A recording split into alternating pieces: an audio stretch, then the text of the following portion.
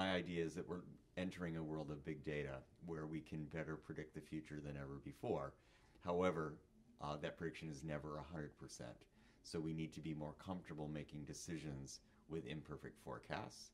And I use the example of climate change as one real example where we know enough that it's changing. And even though we don't know every aspect, we know enough that we should be taking action and not waiting. Well, I think there's big applications for data in health, that people can better understand what's going on in their own bodies and what's going on in their history. And that can help them be more preventative versus reactive to disease. And I think the whole wearable computing trend will help people monitor themselves. I also think there's great ways to predict the stock markets and financial markets, which should help keep things more stable. I do believe also there's the use of data to help us understand education and how we learn and really make advances so that everybody learns in the way that's best for them versus one standard way. We're just beginning to understand all the ways to capture data.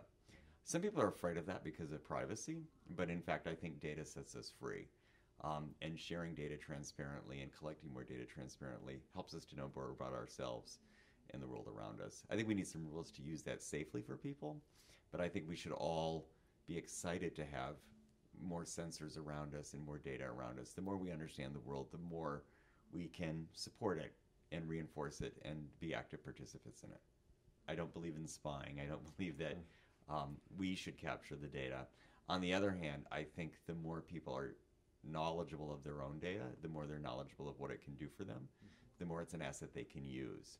What I worry is that people get so afraid of sharing the data that they don't take advantage of it for themselves. And in fact, the more we can put tools in people's hands so they can read their own data and make their own decisions, I think the better off we'll be.